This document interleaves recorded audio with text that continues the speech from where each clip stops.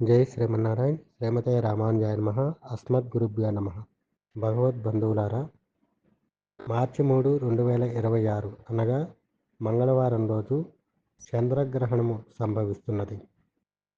ఈ చంద్రగ్రహణము మంగళవారము 3వ తారీఖు సాయంత్రం 6:02 నుంచి 6:42 వరకు సంభవిస్తున్నది. ఈ చంద్రగ్రహణం యొక్క ప్రభావం భారతదేశం మొత్తం మీద ఉన్నది. అంటే మామూలుగా సంపూర్ణ చంద్రగ్రహణం సంభవిస్తున్నది మధ్యాహ్నం 3:30 నుంచి సాయంత్రం 6:42 వరకు ఉన్నది. అయితే మన ప్రాంతానికి చంద్రోదయం, సూర్యాస్తమయం అయిపోయి చంద్రుడు ఉదయించేటటువంటి సమయం సాయంత్రం 6:02.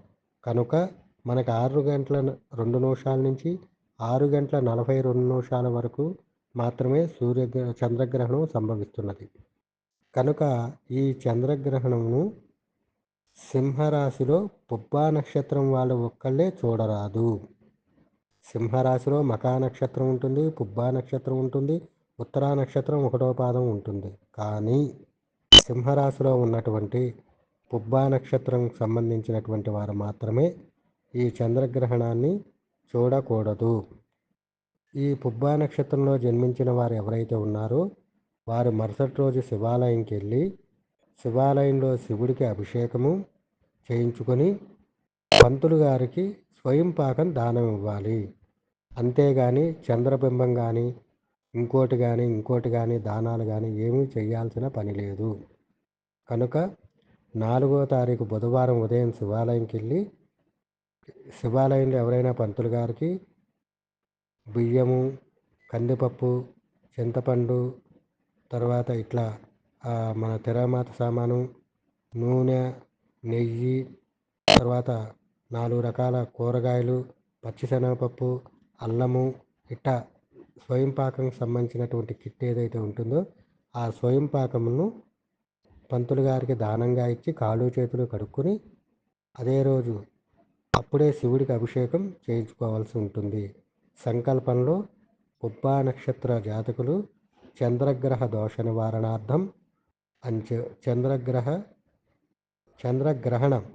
పుబ్బా నక్షత్ర గోత్రము, పేరు, పుబ్బా నక్షత్రం, చంద్రగ్రహణం దోష నివారణార్థం అని చెప్పించుకొని ఆ స్వయం పాకం ఇచ్చిన తర్వాత కాళ్ళు చేతులు కడుక్కొని తర్వాత శివుడికి అభిషేకం చేసి పంచామృతాలతో వచ్చేయటమే. వీలైతే సాయంత్రం పూట కానీ మరుసటి రోజు కానీ వెంకటేశ్వర స్వామి వారి సన్నిధికి వెళ్ళి అష్టోత్తర పూజ చేయించుకోవటం. ఈ నియమాలు మాత్రమే పాటించవలసి ఉంటుంది. చంద్రగ్రహణం కదా అని చంద్రబింబమో ఇంకోటో దానం ఇవ్వాల్సినటువంటి పని లేదు. అట్లాగే నాగి పడిగలు లాంటివి కూడా దానం ఇవ్వాల్సినటువంటి పని లేదు.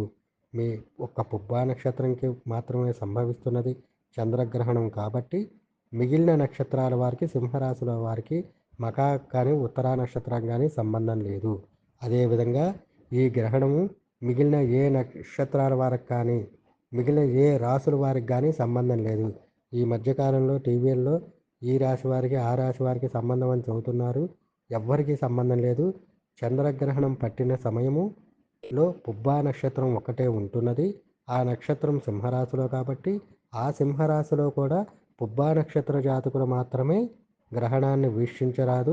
పుబ్బా నక్షత్ర జాతకులు మాత్రమే గ్రహణానికి సంబంధించినటువంటి కార్యక్రమాలు ఏవైతే స్వయం పాకం ఉన్నానో అవి, శివుడికి అభిషేకం, మరుసటి రోజు ఆ సాయంత్రం వెంకటేశ్వర స్వామికి అష్టోత్తర పూజ ఇవి చేయిస్తే సరిపోతుంది. ఇంతకు మించి ఎటువంటి నియమాలు పాటించరాదు. అదేవిధంగా మిగిలిన రాసుల వాళ్ళు కానీ మిగిలిన నక్షత్రాల వారికి కానీ ఈ చంద్రగ్రహణంకి సంబంధము లేదు. అయితే 3వ తారీఖు మంగళవారం రోజు ఉదయం 11:30 లోపు భారతదేశంలో ఉన్న వాళ్ళందరూ కూడా భోజనాలు చేయాల్సి ఉంటుంది.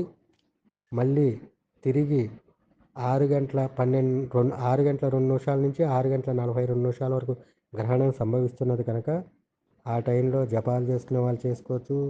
పట్టు స్థానం, మధ్యస్థానం, విడుపు స్థానం చేయొచ్చు. లేకపోతే 6:42 తర్వాత ఇల్లు వాకిలి శుభ్రం చేసుకుని తలస్నానం చేసి అప్పుడు వండుకుని తినాల్సి ఉంటుంది. ప్రతి ఒక్కళ్ళు కూడా ఏవైతే ఆ రోజు ఉదయం వండిన పదార్థాలు ఉన్నాయో అవి వాడరాదు మళ్ళీ. ఏవైతే నిల్వ ఉండే పదార్థాలు పచ్చళ్ళు, ఉప్పు ఇట్లా ఏవైతే నిల్వ ఉండే పదార్థాలు ఉంటాయో అన్నిటి మీద దర్భ వేయవలసి ఉంటుంది. సాయంత్రం గ్రహణం అనంతరం 6:42 తర్వాత ఇల్లు వాకిళ్ళు శుద్ధి చేసుకుని అప్పుడు తలస్నానం చేసుకుని వండుకు తినాల్సి ఉంటుంది.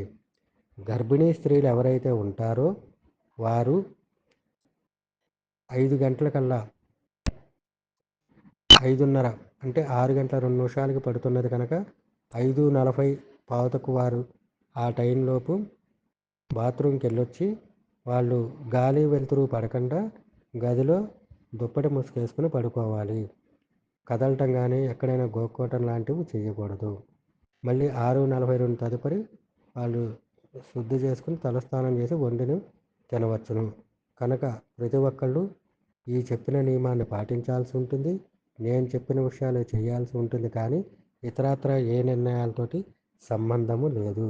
కనుక దీన్ని ప్రతి ఒక్కళ్ళు కూడా గమనించవలసిందిగా కోరుతున్నాం. జై శ్రీమన్నారాయణ. శుభం భూయాత్.